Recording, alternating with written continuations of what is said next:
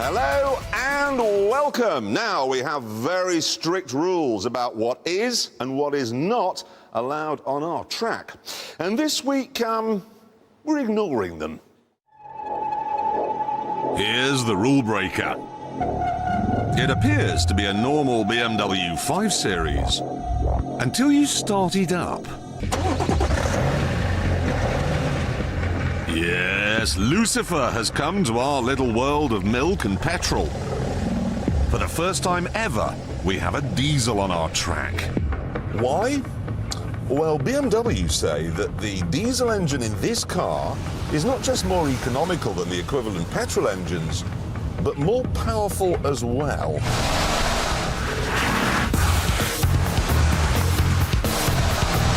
They say it'll get you from 0 to 60 in 6 seconds, and that it's so fast at the top end, they've had to peg it back to 155.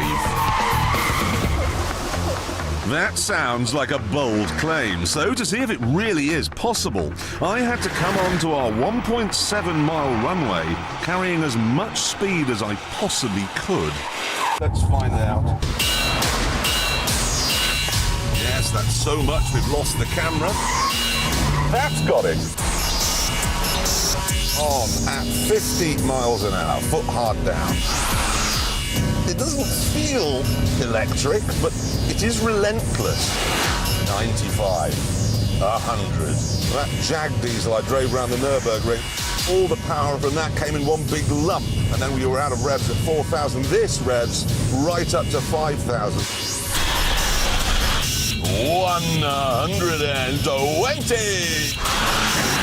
125. Come on, come on, come on, come on, come on, come on, come on. Come on, that's 140. Come on, 145 miles an hour. I'm running out of runway.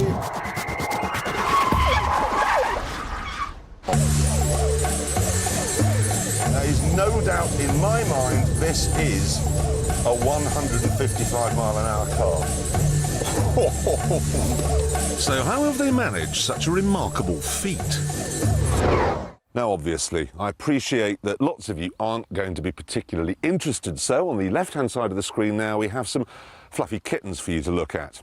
OK, now, anyone can make a big 3-litre diesel engine like that produce a lot of power. You just give it a big turbo. But if you do that, you have a lot of turbo lag. Put your foot down, nothing, nothing, nothing, and then it girds its loins, and then you go. So what BMW have done is given it a small turbo, no lag, and then as the revs build, a big turbo kicks in. So it's got like 2 turbochargers, little one, big one. Can you imagine going out for dinner with the man who thought of that? Of course, a diesel engine has to be made from steel, which means it's going to be heavy.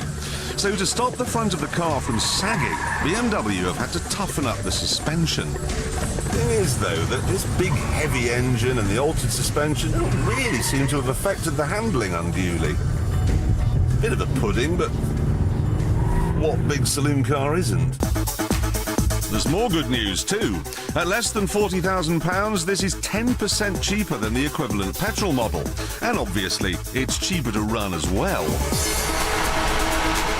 After half a day and 100 miles on the track, we found it had done 12 miles to the gallon. I know that sounds terrible, but out here doing this, it's not bad at all. And then there's the question of noise. At 70 miles an hour, a petrol-powered V8 5 Series BMW, and I know because I've tested this, is producing 70 decibels.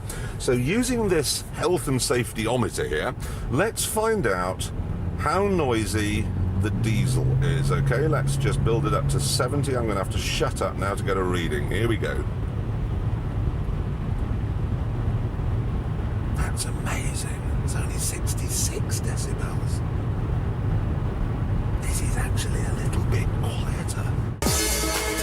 The news just keeps getting better and better. The 535D is cheaper to buy than the petrol version, cheaper to run, quieter, and so far as I can tell, just as competent in the bends.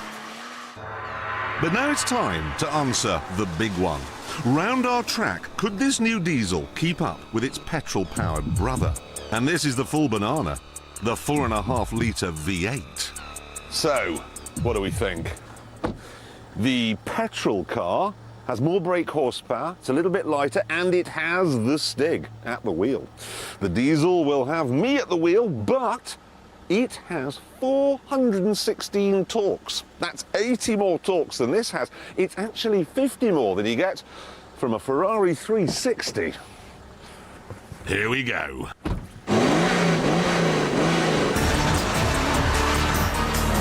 Well, my foot's welded to the floor here, and as you can see, the petrol car has roared off to an early lead. Oh, both slithering a bit here. Come on, you big pudding. He's just got so much more power coming out of that corner, even though I've got all the torque.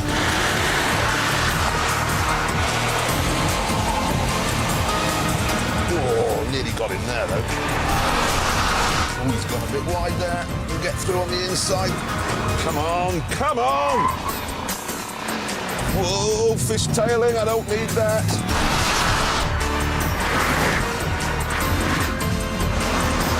This is good, okay? This is relentless and smooth and amazing for a diesel, but it just lacks the crispness and the electric response that you get from a petrol car. And so, is the new diesel really as fast as the V8? Well, here's the finish line, and here's the answer. No.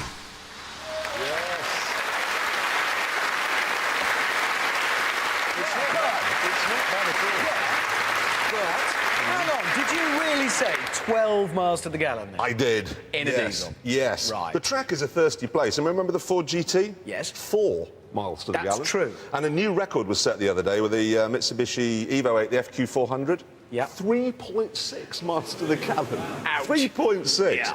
Anyway, look, forget the economy, not important. What I want to know is how fast this will go round our track when it's dry and when it's got a Stig at the wheel.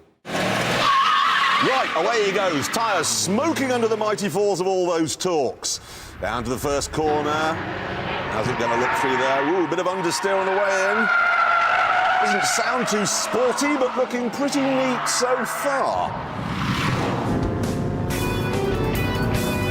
Ah, yes, Stig particularly happy today because he's just been given the new album by Camel. And this car is so quiet you can hear every last noodly synth styling. Here he is into the hammerhead. Heavy diesel engine could mean serious understeer. No, Stig's kicked the tail out. Look at the inside tyre smoking. This car could really do with a limited slip dip. Here's the follow through. Yeah, lots of composure through there. Looking, well, quite unspectacular, actually. Probably being quite economical, though. 2 corners left. Here we go, last one. That's very good. Dragged round by the anvil in the nose. Slithering into Gambon and across the line.